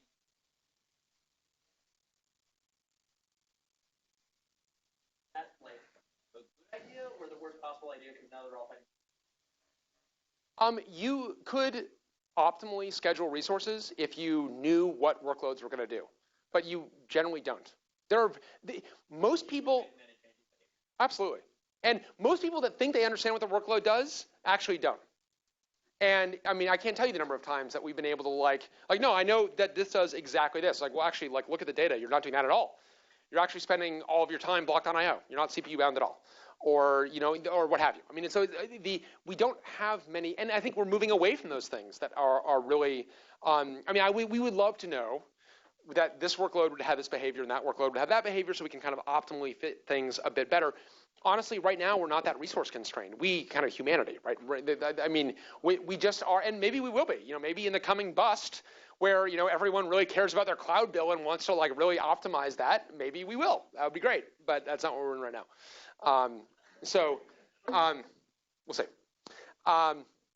So in terms of the Arc itself, I mean, I think that and I do like their kind of closing line. We hope the Arc will be seriously considered by cache designers as a suitable alternative to LRU. Certainly the ZFS folks definitely picked it up. But the conclusion of the Arc is like, this is pretty good. And in particular, our results show that there's considerable room for performance improvement in modern caches by using adaptation. I mean, I think I like the fact that like the fundamental conclusion of this is this problem not as solved as you thought it was. And they made some really good forward progress. I do love the endnotes. I want to go back to our use of universal. Our use of Universal is a technical term. It's motivated by similar use of data. I did not mean to yell that from the rooftop. Apparently, when it was empirical universal, it's like, yeah, no, that's a technical term. That's it. Yeah, exactly. I'm sure the reviewers are like, come on, like universal, can we tone that down? And it's like, we'll give you an endnote if you shut up about this. Just leave empirical. We'll take empirical universal out of the title. I don't know. I don't know what the compromise was, but I agree. This sounds like a compromise. In terms of ZFS, the Arc is brainstem for us, and we use it for everything. We've done a lot to the Arc over time. A major difference with the Arc, I mean, in addition to the fact that the Arc swings in size, was the fact that we had variable size buffers in the Arc. And actually, that has been historically true. We've actually now returned to fixed size blocks with what we call the Arc buffer data, or ABD. So we kind of, after 12 years of having variable size buffers, actually moving towards fixed buffers for a variety of reasons. We implemented several years ago an L2 Arc that allows SSDs to be used as cache. We've got separate metadata lists. There's a difference in the Arc. Then a big one for us at Joyent, just in general, is the compressed Arc done by the folks at Delphix. Compressed Arc is great, huge win, because now you get this big multiplier potentially on your memory. So like we've got, for our Postgres workloads, we see 2.5 to 3x multiplier by compressing in memory. So that's a big deal. In fact, that totally changes your calculus a bit, because now you actually want your database buffers to be smaller, because you get more run out of that memory when it's in the Arc. I mean, if you're kind of scheduling across the entire box, which we are for our bigger services, where we are controlling the box and we don't have kind of arbitrary tenants on it. It's not like the general prison population of the actual arbitrary compute, where we've got the services that we are building, and we do size those boxes in where we are kind of making those kind of considerations. So the compressed Arc is a big win. A big challenge for us historically has been to make all of the Arc variable sized, and a lot of the challenge that we've had, I mean, these are definitely lowercase c challenges. These are kind of gritty engineering challenges about how do you make the Arc react quickly to memory pressure on the box? How do you make the Arc kind of cooperate with other things that are managing memory in the box? Because the Arc is trying to I want anything that everyone else is not using, which means it kind of has to get its tentacles into things as a kind of and this, oh, damn it, this is not, there's not enough darkness here. I need to modify my GNU plot, because this actually is an example of great GNU plot prowess, but you can't really make it out because the gray here is so light. I'm tempted to rewrite the GNU plot on the fly, but I'm not going to do that. This is actually showing you a problem that we've been grappling with just like this week, where we would have a problem where the box would go to the dark side of the moon for some period of time. So you have some extended period of time, tens of seconds, hundreds of seconds, where boxes seems to be gone. It's pingable, but nothing else is happening on the box, and then which is long enough to induce database flips and other things get very upset about it. Your distributed systems begin to freak out, and then all of a sudden, box I'm back. What happened? And we're like, what happened? What happened? I don't know. I'm asking you what happened. What happened? Please, someone tell me what happened. And the problem is, you look on the box, and it's box stopped. So what happened to your health checks? Well, your health checks didn't run for that period of time. It's okay. So the box just goes into dark, inky black hole for some period of time and then emerges. You never know. And this is where, if you are not an OS kernel developer, you're how is this possible? If you're an OS kernel developer, you're like, "Ooh, you're lucky it doesn't happen all the time," because ultimately, like, it's like the operating system doesn't view it as your box; it views it as its box. And if it needs to do something, it's going to do it, and that means not running you. That means not running you. It's just like it doesn't have empathy in that. There are no mirror neurons in an operating system kernel. Like, it does not care. So in particular, it took us a while to kind of figure out what was going on here, and a lot of DTrace and running in production and so on, and going through data. But what is actually happening here is a bug that we'll be fixing in short order in the way the arc adjusts its size down. So one of the things that the arc will do is the arc is using existing kernel memory structures to allocate all of its metadata. And if the arc realizes that it needs to adjust its size down, and that's, by the way, what's going on here, as you see, this is the size of the arc jumping up, and then the arc going down, and this is the arc really adjusting well to its target. Now, this is not the adaptive parameter P. This is the arc C. This is the size of the overall arc, and it's adjusting really, really well to this. And what it's doing when it's told, oh, God, I need to, like, get rid of stuff, one of the things it will do is, like, you know what? I'm going to go through my kernel memory caches, my KMM caches, and I'm going to reap them, which is an act upon the kernel memory allocator that just says, hey, anything that I have freed but is still sitting in some of these per CPU structures or putting it on a slab layer, I want to actually free that to actually free up memory for the system. And it feels like a totally reasonable thing to do, but it's broken. And the reason that it's broken is the way it's implemented is it will actually, when it wants to go reap this stuff, it will enqueue this work for the kernel memory reap to do, and then it will wait for the kernel to actually reap those caches. The problem is if the kernel is already busy reaping a bunch of other caches, that particular thread that actually reaps these caches, you can block for a very long time, which itself isn't necessarily a problem, but there's a threshold at which, and this is another kind of bug, honestly, where if the arc size gets too far above its target, the arc says, all right, everybody out of the pool, and it stops you when you go to access the arc. And that's the black hole. The black hole is, oh, you want something from the arc? How about you sit on a condition variable forever? I don't care. So you get parked. And it's like, oh yeah, you want an arc buffer? Why don't you get parked? Who else wants an arc buffer? You can all get parked. I mean, again, it's like you gotta like, if the kernel could yell at you, it would be. So we've got, and again, what you can't see here, which is on the right axis as well, is the number of things that have been enqueued to reap, which explodes right here and explodes here again. And what happens is size drops, and the thread responsible for evicting things out of the arc to keep up with too much arc pressure gets stuck under the KMM reap bus. And the arc grows and grows and grows and grows and grows. This is capturing where we are with respect to the threshold in the very kind of wonky way it's done. This is a weird log thing. When this hits 3, which means that this is an eighth larger than we think it's going to be, that's when the arc is going to open up its whoop ass and everyone's going to stop. So that actually happens right there, and very briefly the machine stops, and then fortunately it doesn't happen very long, so we don't actually notice it. And then this thread is able to run again and kind of is cleaning everything up. And then it happens again, and this is where we actually enter the black hole. This red, by the way, is free memory. And the grand irony of this, bitter irony, really bitter irony, is, if it's an issue for you in production, which it is for us, the bitter irony is that, so this is the KMM reap thread, it's actually being able to free up a lot of memory. And this is the moment at which it says, like, everybody stop. You are saying everybody stop as we have just now freed all of this. Like, there's memory for everybody. Like, we don't need to stop anybody. You can have memory, everybody can have memory. Like, we do not need to be stopping anybody. In fact, the kernel memory reaper, it's not satisfied with a massive amount of memory it's freed up. It's going to free up yet more memory, and it's almost like this overachiever. Like, I want everybody to wait. I know. I've freed up 40 gigs in the span of like a minute. I know. I can do better. I got more work to do. Stay put. And everyone's like, we'd rather run. It's like, don't run. I don't run. I got way more gigs for you. It's like, really don't need them. Would like to run now. Database going to fail over. Distributed system apocalypse is around the corner. It's like, no, but I got more memory. It's like, okay. So that's what happens. So this is like, kernel performance art. You didn't think you were going to get this, but here you go. Yeah. I'm solving this problem, right? Yeah, exactly. No, I am totally, yeah, exactly. No, I've been told to reap the memory. I'm going to reap the memory.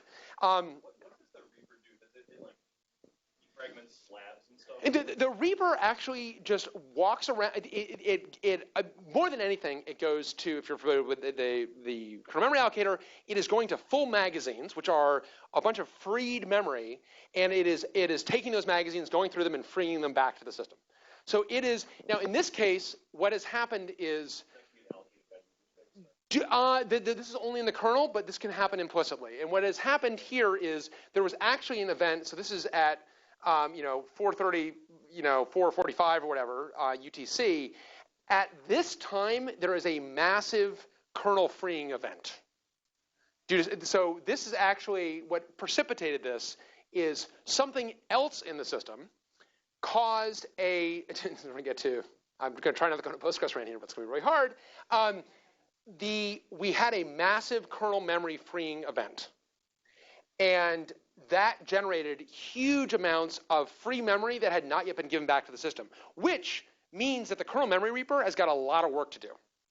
And when that thing wakes up, boy, is it going to be happy to find all of these presents under the tree. In fact, we have all of the presents in humanity under the tree. We've got billions of presents. It's like actually, if you start opening them at 5 in the morning on Christmas morning, like you're not going to finish up until like Thanksgiving because there are so many presents for you under the tree. That happens here. And actually that continues to happen kind of over this period of time, and it gets a bunch of it here. We have a near-death experience. Free mem continues to drop, and then we hit what's called lots free, which is where this gets triggered again. And then that's where this is going to go on for a long time. This actually ultimately will free up 100 gigs. So yeah, which is very significant, and due to another issue, it's that shouldn't be the case. There's another issue as with all these things, right? It's just a gigantic cluster. So anyway, but this is where we have probably spent most of our engineering time with the Arc, is with respect to growing, shrinking, acting nicely to the rest of the system, acting too nicely to the rest of the system in many ways. I mean, this is actually an example where the Arc is actually over-throttling itself, and it actually shouldn't be throttling itself in this case. So there's just been lots of things like that over the years. And it's been very, very, very good for us. I think that's, I thought I had a conclusion slide better. The Arc has been very good for us and very effective for us. And we've never really had, and to your question, are we actually optimal or not? I really don't know. But I've never had an issue with with P going crazy, or not for a long time, not only implementation issues. I mean, there's been nothing architecturally that's been wrong with the Arc, and I do get the sense that the Arc is actually pretty good. I mean, it's pretty good at what it does, which is doing a pretty good job of changing its behavior over time to adapt to different kind of workloads.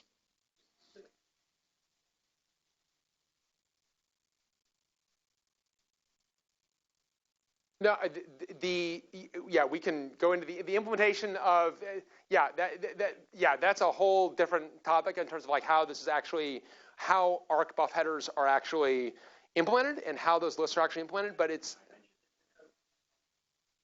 yeah.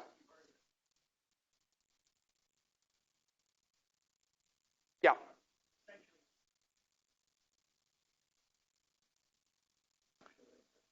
Yeah, and I think that that really, actually, that does get to the level of an implementation detail. I mean, we do not have, so I mean, clearly, you have to be careful when you implement this, but I think the spirit of it is very implementable. Yes. Yeah.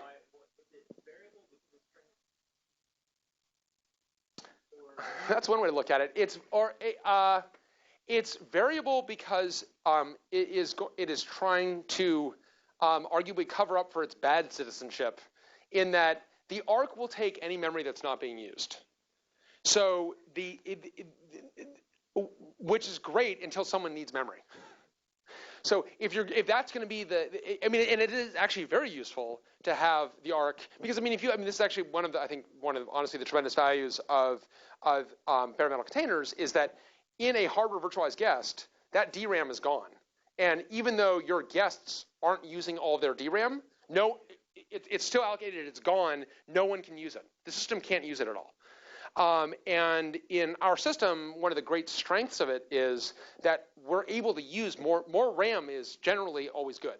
And it can make use of more RAM, and it will make use of that effectively. The darker side of that is like, okay, great, but if something needs it, you have to be able to give it back. And that's why it has to be variable size. So it's not, whether you view that as like it being a good citizen or trying to like rectify for its previous sins, I'm not sure, but that's why it needs to be variable sized. Does that make sense? Yeah. I know this might be a dangerous question. Uh-oh. I know. Yes. I'm about to win a bet, I think. Go ahead. Yeah. I wondered if you could talk about what happened after the paper with the art.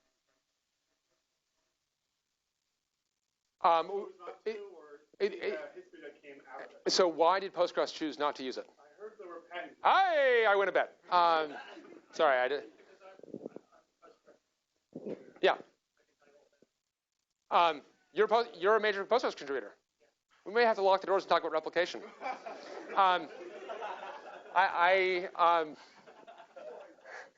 Yeah, there's absolutely. Yeah, I think you're worth more to me alive than dead, so don't worry. Yeah.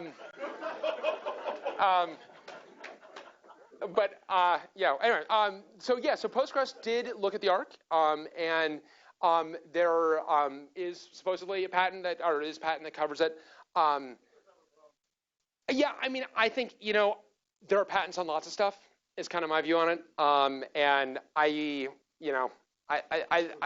fortunately, this is papers we love, not patents we fear. So, I don't know. I think that there was concern. FreeBSD had the same concern. They kind of got over their concern. And, I mean, you have to look at, like, you kind of have to model out, what does patent litigation look like this point? I mean, is IBM going to go to war with a bunch of open source projects?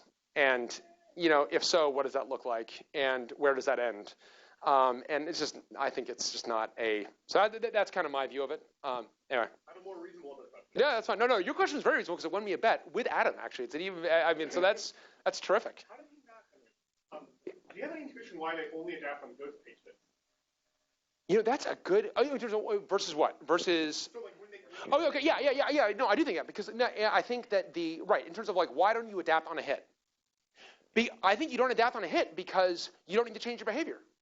You did it.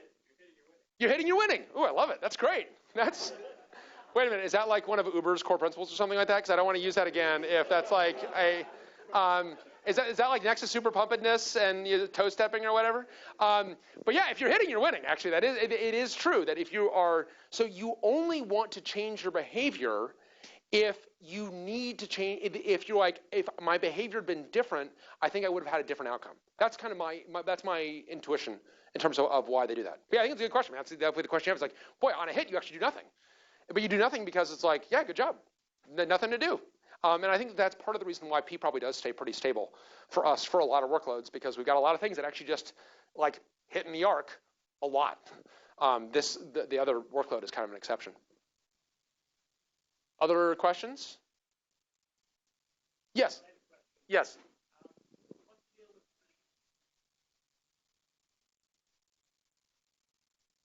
The what? The zebras? Yes. Yes. The questions about a talk I gave in August at a conference called Uptime Conf, and I don't know. Yeah, I don't know when that's going online. I went to. Yeah, we'll keep harassing them on. Don't harass them. Keep inquiring on Twitter, because I think they've got the video. It may it may be because I was somewhat amusingly. Terrifically, they had someone captioning the talks. So I was captioned in real time for that talk, and she was terrific. I apologized to her in advance and after the fact. I'm like, I just want you to know that, because I told her, like, I'm not going to slow down for you, unfortunately. I probably should, but we're not. Like, I've got too much material, so we're going to be. And she did great, but I do wonder if it's a bit of a cleanup job on their part. Yeah, yes. Yeah, it's Amanda was her name. But anyway, she was superhuman. I'm sure she's got a voodoo doll of me somewhere. But hopefully that video is coming out shortly. Yes, that's me. That is the peril of the data path, which again, as a Postgres contributor, you'll definitely appreciate. I actually chose that even though we were suffering with a lot of Postgres replication challenges at the time, to address the less surmountable issue, because I do think the Postgres issues are surmountable. The firmware issues are what I really take. So if you, like me, are a firmware conscientious objector, which you can't be, by the way, because firmware runs everything. It's all like DOS everywhere, by the way. It's all like all of humanity is built on DOS being delivered out of like a home directory of someone who doesn't work there anymore. Like that's all firmware. And firmware has all sorts of problems that cause all sorts of problems. So yes, that video will be up shortly. Thank you for asking. Yes. Yeah. When you guys look at that, when you go to fix it, are Yeah. you thinking of fixing adapter? Yeah. Would you like to come by tomorrow? We can talk about that. No, it is a great on-point question. And it highlights that with problems like this, there are like 18 different ways to fix it. And this is a totally current thing. Or like, because I can think of lots of ways to kind of fix the immediate problem. You are trying to fix this problem without generating two more problems. And I'm not worried about correctness problems, but as many of you know, and certainly from a Postgres perspective especially, but just in general, I'm not just picking on Postgres. In general, in a distributed system, performance is correctness. That once you are like logically correct, it is the performance of the system that will actually dictate its correctness. That is, say, a system that behaves pathologically, which is all this is. This is just pathological performance. Everything is correct in this system. Like, no one's data was lost. It's like, exactly, it just wasn't fast enough. Like, oh, I didn't run you for 469 seconds. And all of a sudden, it's all like boo-hoo distributed system. It's like, well, no, like that's serious. Like you can't actually, it's like, I wasn't dead. It's like, well, we thought you were dead, kind of. You looked dead. So I think with this is a good example of like, how do you fix this? I think this is going to be one that's pretty easy to fix in that we should never be blocking the ARC eviction on KMEM reaping. Like, kick off the reap, don't block on it. Like, you do not want to get under that train. That will probably address this problem. This problem is also going to be fixed in 18 other ways because this KMEM event never should have happened. There's going to be something else that we're fixing. So there's lots going on that added up to this particular issue. This is pretty pathological, yes. Yes, this is really not so much fun. This has been not a good one. Yes. That sounds great.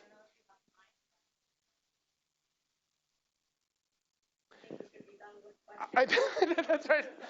I think I see what you're saying. I'm being told it's time to wrap up questions. I'll definitely hang out with people as long as they want to hang out. I'll hang out with people until last part. But thank you very much. And thank you, Papers We Love Internet.